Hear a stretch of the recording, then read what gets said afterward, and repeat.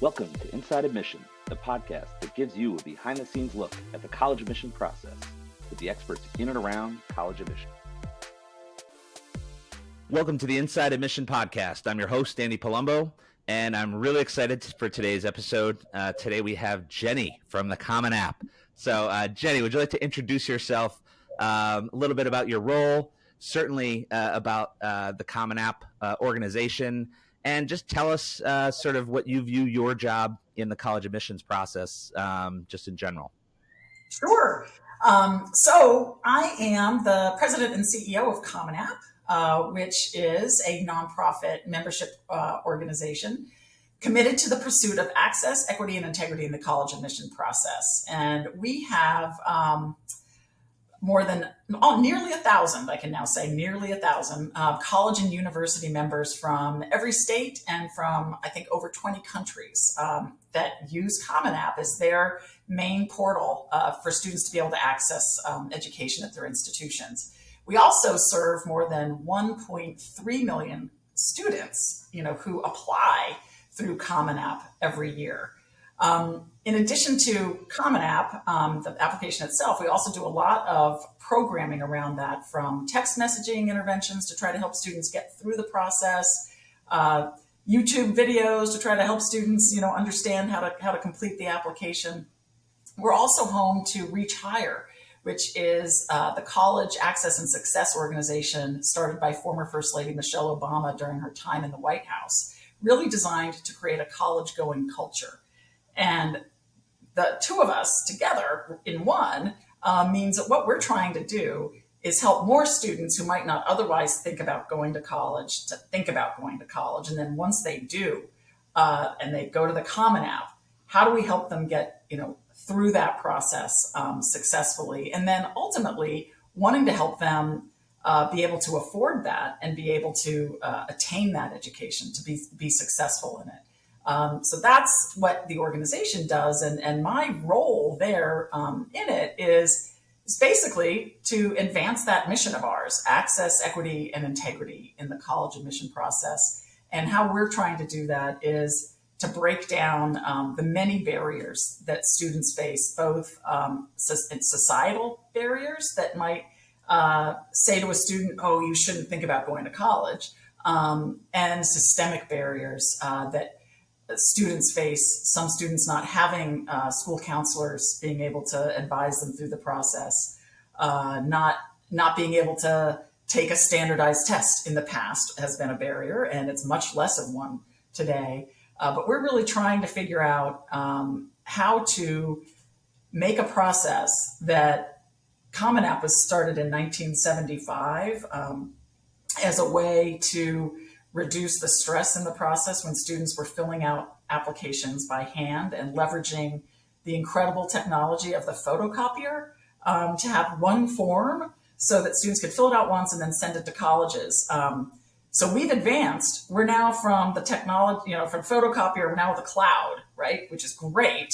But that form is still the same thing that it was in 1975. And students and education today are incredibly different. And so that's what we're on a journey to basically revolutionize this process with all of our college and university members, with our applicants, and with the school counseling community. Well, I think it's such a great mission and a great focus for the organization. It is funny. I mean, I remember too many years ago filling out that common application, that paper form, but I didn't photocopy. I was told, you've got to use a pen for each one so that college thinks that you were the first one they filled out. So, oh man, so that started really early. That kind of theme. gimmicks and tricks all the way back. So, but really, it's great to see the common app has grown to be so much more and to be really driving a lot of positive change in the college admissions world in general. And so I think some of that isn't necessarily as visible to some of our students and parents. So I'm excited to be able to sort of share some of that here. And I can't think of a better person than yourself to join us for a straight up myth-busting session. So pretty soon we're going to get into some college admissions myths and debunk those and talk about what the real deal is. But before we do that, one of the traditions on this podcast is always to go back a couple years and dish on your own college search process. What was that like? What was important to you, and how did that go? Well, it went well because I do what I do today because of that process and not really understanding it at the time, and how I ended up and being so grateful for the education that I got that truly was transformative, but also understanding that how I got there, I had every privilege. I grew up in Palo Alto, California, where Stanford University is. And my high school, Palo Alto High School, students went on to college, and my parents expected me to go on to college. That said, my college search was largely random. I didn't really understand what a liberal arts college was. I grew up in California with a large UC, University of California, and Cal Yep. State. So liberal arts colleges weren't really a thing that I understood. I'd heard about, the Ivy League and all of that.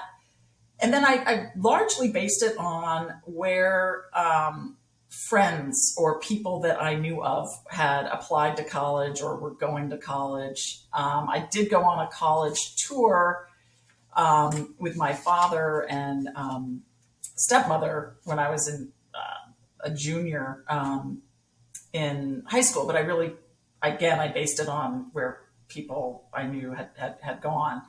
And also UCLA, because I liked UCLA better than Berkeley, which was nearby. So, I mean, just nothing to do with academic program or anything like that. So I ended up applying, I think it was like five or six schools. And I ended up going to Swarthmore College. And the reason I heard of it was my mom grew up in the town of Swarthmore. She didn't go to the college, but she grew up in the town. That's funny. And I was like, no way am I going to go to that small school, because my high school was 2,000 students. Swarthmore at the time was 1,300. But then these two really great guys in my English class got in early decision to Swarthmore, and they said how great it was. And I thought, okay. And, Swarthmore had a later deadline. And so at the last minute, I said, let me just apply, because I was getting nervous, about whether I would get in. I didn't apply early decision or anything. And then when I got my choices, I got this letter from the dean of admission. And for some reason, it resonated with me. And it was about how, it was a community of mutual respect. And the goal was to, educate people to use their educations to help others. And I thought, this seems okay. And that's where I decided to go. I was very lucky. My parents were really not involved, other than my mother saying I should apply to Swarthmore. But they didn't look at my applications or do any of that stuff or bother me about it. And so I ended up going there, and it was great. But I would characterize the search as random. So Yep. This probably won't surprise you, doing what you do and knowing the people we know, but almost every single college admissions professional or person around college admissions that I've interviewed has had some version of that story. It's almost like we're doing penance and reliving the process over and over again. So it's funny. It really is so true that the people around you, whether it's family members, friends, parents, coworkers, they really hold an outsized influence in this process, whether or not it's visible, because your known world is your known world, and without tools like the Common App and some of the many tools out there to help students search, like Big Futures, that's what you know. And so I think very often that can be helpful. People can be giving you insights and tips into schools. But also there's the flip side of that. A lot of the information we get isn't necessarily from verifiable sources. And so I think that's a great segue into our myth busting here. And so the first myth I want to tackle, which I think is one that a lot of parents feel, I see on whether it's college Facebook groups or the Reddit applying to college forum, there's a real sense of heightened anxiety, especially with parents. I think with students too, but especially with parents, is that you really need straight A's to get into college nowadays. You're not going to get into college, or a quote unquote good college, if you don't have straight A's, if you haven't maxed out the curriculum. So, talk to us about that. Is that true? Is that a myth? That is a myth, Andy. So let's talk about the Common App membership, for example. 75% of the colleges and universities that take the Common App admit more than 50% of their applicants. And I don't think that when you look at the market for higher education, most people, the vast majority of people, even at good colleges, quote unquote, Yeah. and I definitely underscore that, don't have straight A's. I will admit, even though it was about 100 years ago, I did not have straight A's in high school, and I got into college. It also, I think a lot of it comes down to these unverifiable sources and some of the verifiable ones who just focus on a limited number of colleges in the country. As I mentioned with our data about Common App, which are incredible institutions, most of them admit most people. So the thing about your grades, it doesn't mean that your grades aren't important. They're absolutely fundamentally important, but it doesn't mean that you can't have had, a class that maybe you're not as strong in, or a couple classes like that. It doesn't mean that maybe you had a bad year, but wow, you're really learning and doing well, or that you have other characteristics of success that can really make all the difference in the world for you. And schools look at students, certainly look at their grades, but they look at much more, and they also look at the context of where you are in your life, what school you're in, all of that. So you do not need straight A's to get into college, and you need to just not worry about that. And I think especially since the pandemic has hit, we've seen a range of actions taken by schools, going fully remote, going hybrid, changing up grading to pass fail, to the option to take a grade or take pass fail. Yeah. By semester, by course. There's such a broad range. And I think that while well-intentioned, I think some of that has created more anxiety because parents are nervous about that. Students are nervous about the decision they make or how that's going to be viewed. You've talked to so many colleges over the past year and a half who've been grappling with this. What are you hearing from them when it comes to grades and to A's, or if students get a B or a C or pass fail? How are colleges dealing with that? How colleges are dealing with that is the way they always have, which is looking at a student and their circumstances and the opportunities that they've been provided with, some of the challenges that they may have faced, as well as the opportunities that they've had and have taken or not. And I think the reason I know, Andy, that one of the things that you and I care very much about is this admissions profession, and that's what admission officers' jobs is to actually understand more about the student than what's on a transcript. It's to understand all sorts of other contextual factors that make that person a student, if you will. And so admission officers are incredibly caring about that context for students, and take it very seriously. And so if students have had to study online, they're going to know that. And they're going to know if a student didn't have access to their own computer, because you need to tell them that. Actually, that's the kind of thing that is really important. And the Common App last year added a section that, please share with us any impacts that we were calling it a community disruption. COVID sounds like a euphemism. Certainly that. But it includes wildfires and all these other, Yep. Tornadoes, unfortunately, all these things that impact the lives of students. And you really need to take advantage of that opportunity to provide that admission officer with more context about, what you've been dealing with. And I'm glad you mentioned the community disruption, because I was going to ask a follow-up question about that. But even with that, I think that there are two sides of the coin. I think some students are nervous that sharing anything there might be perceived as an excuse, and other students are afraid that leaving it blank means that they're missing out on an opportunity. So, talk to us a little bit about how colleges are perceiving that, and why students shouldn't worry as much one way or the other.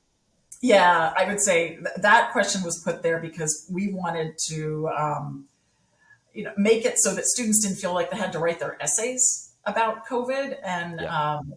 or the community disruption, that they could focus on something else, but be able to share some information that might not otherwise be readily evident in an application. And I can tell you, I think it was about 20% of applicants last year actually provided a response in that community disruption box. And I think it's important to note that the kind of response in that box are what changed in your circumstances that could have impacted the rest of your application versus all the great things you did during the community disruption. Right, I guess using it as another essay to sell yourself. It's more not as an excuse. It's just facts. It's like, here's what I was dealing with. And I don't think any admission officer would look at it as an excuse. It was put there for just a very straightforward reason. And so I would answer that question very straightforwardly and not try to make it into something that it's not. Thanks, Jenny. Yeah. So myth number 2, one of my favorites, the SAT and the ACT are you're interested in that. a mythical equalizer in the process, where we can easily line students up from 0 to 1,600 with precision. All joking aside, SAT and ACT scores, I think there really is a lot of anxiety out there that these scores can either make or break your chances of getting into a college. And how much truth is there to that? That is a myth. I'm debunking that myth. Only in some circumstances, I would say, for schools now that are requiring SAT and ACT scores, if you don't have one, that will probably make or break the opportunity. Sure. But if you do have one, or if you don't have one, it will not make or break your opportunity, for the same reasons I was sharing before about context and other factors in your application. You're more than a test score. Students are much more than test scores. And this year, over 90% of Common App colleges and universities are test optional. That's incredible. And test optional means test optional. And to give you a sense too of what's happening in the applicant pool writ large, last year, it was also I was just under 90% last year that were test optional as part of COVID.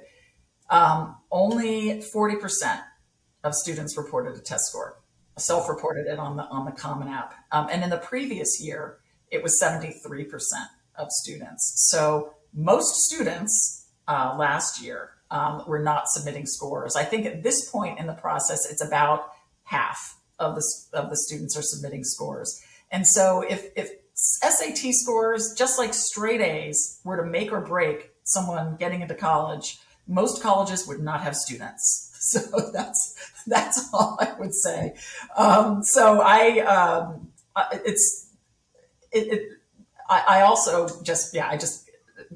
You are more than a test score. And again, admission officers would have incredibly boring jobs if it was just about a test score. It would really be boring. And I think there's also much more of an awareness now of access to tests. So what we found is that white students were more likely to submit a score than Black or Hispanic students. We found that upper income and first generation college students, upper income students were more likely than low income students to submit scores. And first gen were less likely to submit scores than students whose parents have gone to college. So there's absolutely a socioeconomic, disparities in standardized testing, both the access to it, as well as the likelihood of self-reporting a score. So I would say that all of our college and member, I can't say all, but most college and university members are very much, interested in looking at the whole applicant and take much more pride in their ability to interpret a transcript in context, as well as along with every other aspect of a student's application. Enjoying the podcast? Like and subscribe to this YouTube video. You can also find us on the web at InsideAdmissionPodcast.com, and you can find and engage with us on social media, where our handle is Inside Admission on Twitter, Instagram, and Facebook. Now back to the pod. So I think it's been really great over the past couple of years. The Common Application has really started putting out a lot of concrete data from member schools that help contextualize these things, because I think it's easy to hear College A and College B talk about their testing policies. But what I've heard when I've talked to students and parents is their frame of reference isn't the colleges that are on their list. It's their neighbors. It's their coworkers. It's their classmates in school. And so I think it does take concrete data like this to really understand what's happening and what these schools are likely seeing. And hopefully more data like that coming out from the Common App and from other organizations will help students and families be able to make some of those decisions where it does seem as if, okay, they're test optional, but is that a wink, wink, or are they really optional? And I think what we've seen is, with the exception of a small number of negative stories about a single-digit number of schools, most schools really were optional. And the majority of students were not sending in test scores. And so I think it's really helpful to have that sort of data to provide proof points for students and parents that go through the process. Yeah, definitely. So this one I get a lot when I talk to students, when I'm on certain college conversation boards. I'm just a normal student. Or my child, likes to play video games, and they've done a little bit outside of the classroom, but they can't fill up the Common Application activity sheet, or they haven't been captain or president of anything. So how could they ever get into college? Do you need a bunch of activities or a bunch of leadership opportunities to be successful in your college admission search? There's an old adage, well, I don't know if it's old or whether it's an adage, but it's quality versus quantity. And I would say that quality is absolutely more important than quantity. And quality, of course, is a subjective thing. And I know that admission officers are not in the business of judging what activity is better than another. Or whether being captain is, better than being, a great teammate, or, Sure. Whatever it might be. They're just really interested in learning more about you. It's part of that contextual information that I was sharing. It's a space to share, contributions and activities that you do, for your family, or with your family. Community activities, interests that you might have in reading or playing video games, and being able to represent it just in a way that it's something that's important to you, and it's good context for an institution. And again, it's not something that people are going to judge.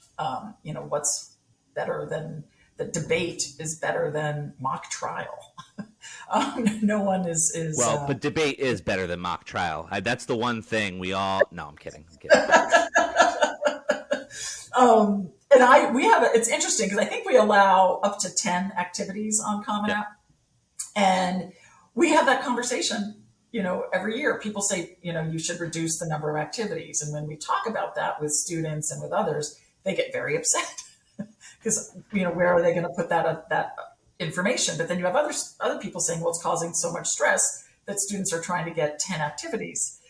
And it's a balancing act, and it's something that's on our list of areas to look into from an equity perspective Yep. to do more analysis, um, and sort of get underneath, what's the magic number. I don't think there is. There's always going to be differences of opinion about that, but I would hope that and want students to look at that as an opportunity just to share how they spend their time, outside of the classroom. Because in addition to being more than a test score or more than a straight A's or a GPA, you're more than a student. You are a human being, and would love to just learn more about you that way. Thanks, Jenny. And are there a couple activities that you think of that you wish more students thought of as activities, things that maybe they don't put down, but they absolutely should because they're things that are important to college admissions officers? Absolutely. I think sometimes we have work, as an opportunity for students to share, and that's important.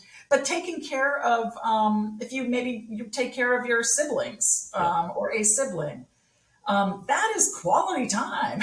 That's a lot of responsibility. And I think that would be a great thing, for more students to share and not just take it for granted because, they're supposed to do it. It's in their house or potentially. That's an activity and a serious responsibility. So thinking about things that might not be as obvious because it's not in school or through some organization, but it's actually part of your family responsibilities. Definitely think about That's how you great. spend your time and let us know. Exactly. Exactly. So the next myth has to do with recommendations. And so there's Mhm. always questions around who's the right teacher to ask for a recommendation. And unless schools are very specific about the requirements, in which case you should follow those, it's really up to students. And so there's a, I think there's a myth out there that you should go to a teacher that's given you the best grade or the teacher that's consistently given you A's. How much truth is there to that, and what really is important in these recommendations? I would say, the best person to be a recommender, within the requirements of, whatever the school's requirements are the people that know you best. And whether you got a B in the class or a C, um, if that person knows your character, your personality, how you learn, and how you interact with others as a community member, that's incredible. That's fantastic information for an admission office. Having the teacher that everybody goes to because they got an A in the class, we can see, Yep. that you got an A on the class. I can't see. I work at Common App and I don't see anything. Andy can see, that you got an A in the class, and you don't need a recommender to tell you that. What you need are a recommender to tell you is about your personality, your characteristics, what you're like, as a student, or it could even be a coach or an employer. Could be a recommender depending upon what the school's requirements are, and they'll be able to share things about your sense of responsibility and teamwork and collaboration. And I think those are really important characteristics that are very much predictors of success. And those are the kinds of things that colleges are looking for as well, and in terms of how you would be as a community member. So do not go for someone famous, unless that person knows you really, really well. Um, I that's because that we look at those like this person doesn't know that person, and the fact that the famous person actually would have some sort of sway, no, it's not. You want content, not notoriety. Yeah, I remember a couple rolls back. There were a couple cycles where it seemed as if every 10th application had the local state representative or the state senator two line. I Right. strongly recommend not what we're going for. I think what Jenny shared is really someone who knows you, someone who it's not always a bad thing if they've seen you struggle, because they can see your character, they can see work ethic, they can see how you are interacting with other people, because a lot of this speaks to who you'll be as a member of your college community. All right, and myth number 5, our final myth of the day: you shouldn't get too creative or too personal with your essay. Why is that a myth?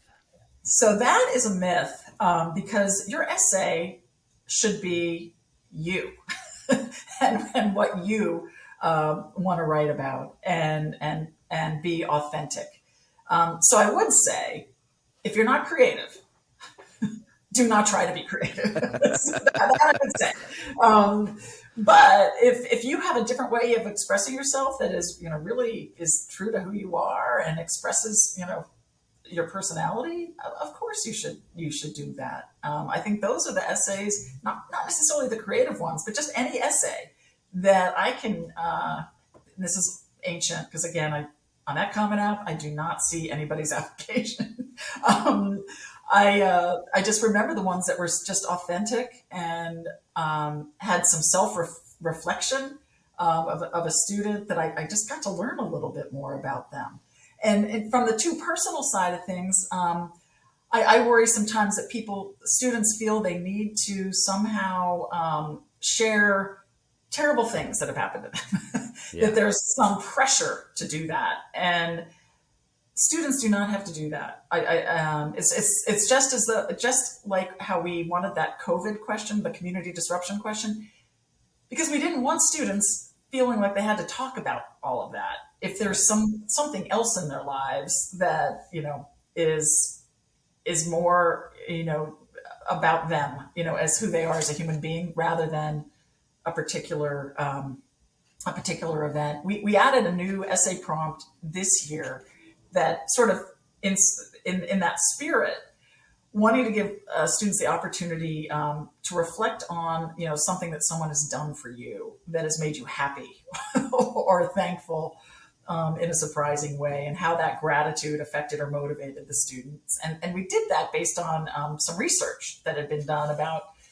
gratitude and how that can make people feel, right? And how writing about the positive influence that others have had on you can have on your own life, right? And so that was our effort, as an organization, to try to bring some joy to the essay process. And I would hope that students, just write about, what they care about, and do so without too much noise from all the unverifiable sources around them. So that was the backup name for this podcast, was unverifiable sources. So it's a good one.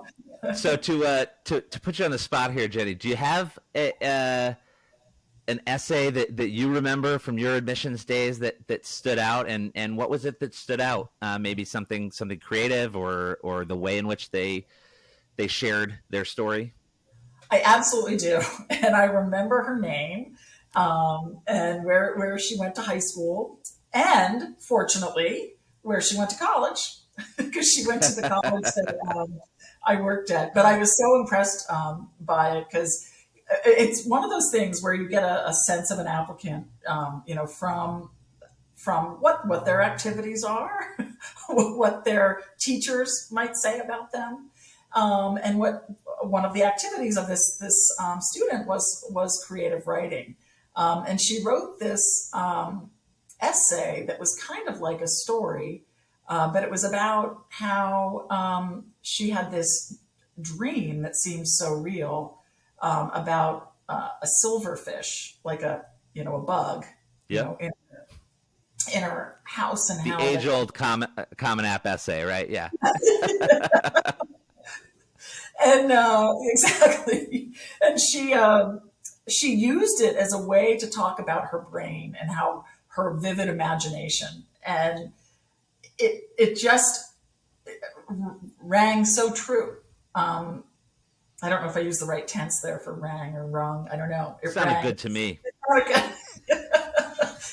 It seemed like her somehow, based on all the other information in her application, just sort of this creative mind, and she just it was just so pure and authentic, and I could also tell that she'd had fun, Yep. writing it, and I think that's what I really loved about it, like, that I learned about her, and I could see her enjoying that experience. That's great. I'll share one briefly that this myth made me think of right away in terms of creativity. So we called this one the Apple essay, and back when I worked at Union College years ago, this one was famous. There was an applicant. He was at lunch with his friends. Time was winding down. They had about 2 minutes left, and he had his apple. So he takes his apple out. It's the last part of his lunch, and his friend looks at him and says, "I bet you can't eat that apple in 3 bites." And so then he has, an aside to the reader, something you should know about me. I'm someone who likes a challenge. And so when a challenge is laid down, I have to analyze it. I have to consider, is this something I can do? And if I'm not sure, is my heart in it? Can I go all the way? And so as he's assessing, he decides, yeah, I think I can do this. And so, his lunch table starts paying attention. They start laughing a little bit. And, the 1 minute warning bell sounds. And so everyone starts gathering their lunches. He takes this apple. He talks about like trying to find the perfect angle. He opens his mouth as wide as he can, feeling pain in his jaw. He tries to get as much of this apple as he can, and he chomps down. And so he talks about immediately the sense of pain in the roof of his mouth and the bottom of his teeth, and he can barely even move his mouth. And so he's not even using his teeth. He's just squishing it down with the roof of his mouth. So it's just so descriptive. And you're like, where is he going with this? And so then he notes that, his friends start to cheer. And so people come over from other tables. And then the final bell rings and no one leaves. And so he's there and he has 2 bites left. And he has just a little bit more than half the apple left. And so he looks at it. He looks around the room. Everyone's stunned as he takes the rest of the apple and forces the entire thing into his mouth. And so he again goes through just the pain and torture of pushing down the stems, the seeds, and he's talking about what's happening elsewhere. And then he finishes up saying, and he swallowed the last of the apple. And he then ended with a reflection that said, I'm someone who likes to approach life with a sense of humor. I'm a competitive person. My friends mean a lot to me, and so does the time we've spent in high school. And so funny memories are things. And so like he ended up really reflecting the silly, ridiculous, sort of over the top story, but he reflected on who he is and the things that matter to him and was able to tie it to what he's looking for in college. And so it's funny, it's just like that piece of advice around creativity. If you're not a funny person, don't try to be funny in the essay. That's not like when to start your stand-up routine. Right. But it's just a good reminder to people that if you want to do creative writing, journaling, I feel like we've seen it all. As long as you're telling the admissions readers a little bit about yourself, about the things that matter to you, that's really what is being used in that essay. So That's a great story. I love that. I love that essay. So so now we'll sort of wrap things up with 2 questions I really like to end on, with all the experts we bring in here for the podcast. And that is, first, students who are just starting this process, maybe, juniors who are just heading into that winter break, who, whether they know it or not, are about to be inundated with all sorts of college mail come mid-January. What piece of advice would you give those students? I would say flip the script. Those colleges are applying to you, and you are much more selective than any of them will ever be, because out of, let's say, 2,000 4-year colleges and 3,000 2-year and 4-year nonprofit colleges, you're going to pick one, and that's really up to you.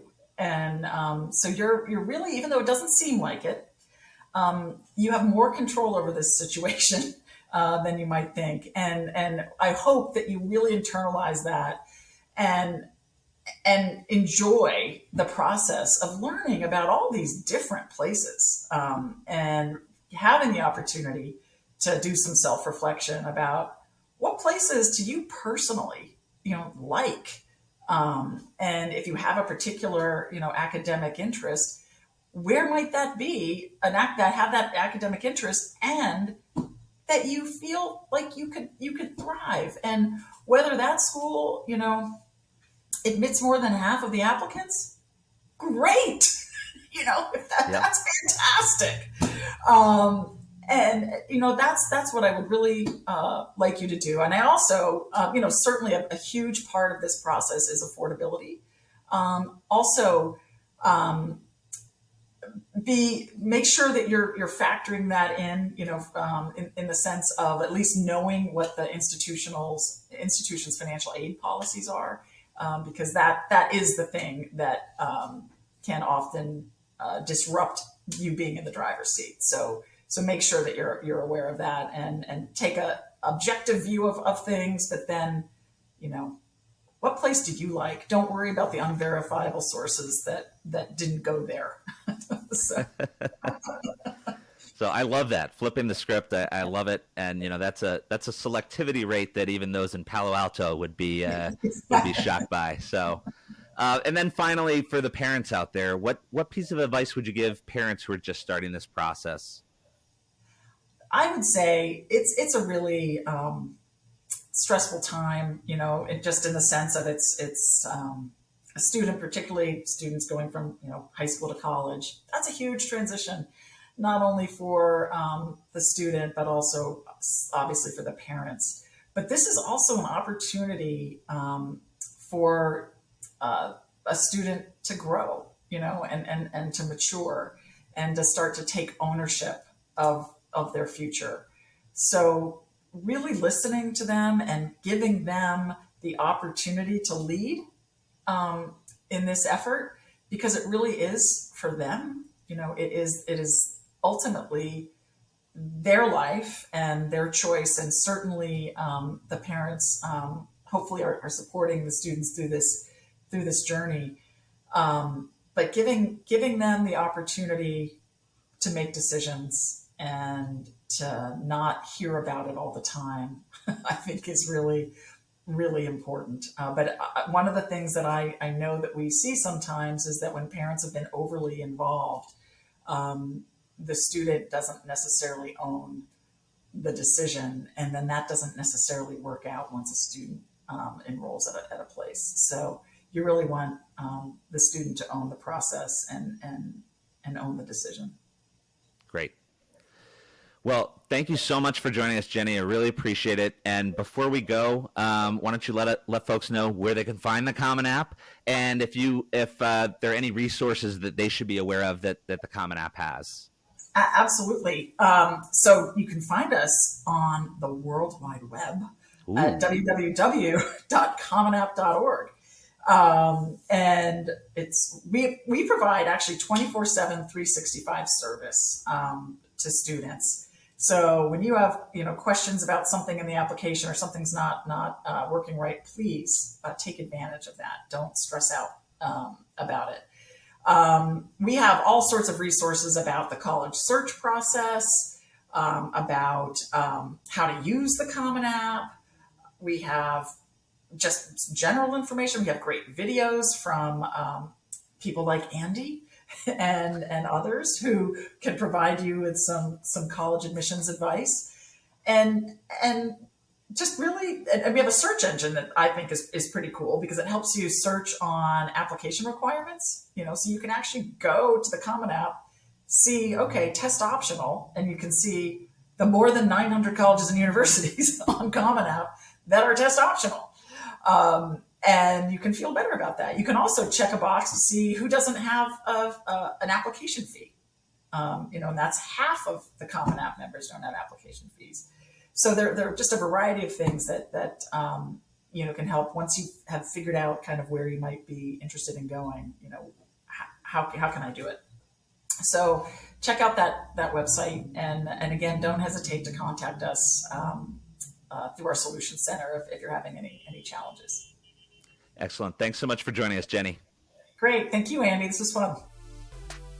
Enjoying the podcast? Like and subscribe to this YouTube video. You can also find us on the web at InsideAdmissionPodcast.com, and you can find and engage with us on social media, where our handle is Inside Admission on Twitter, Instagram, and Facebook.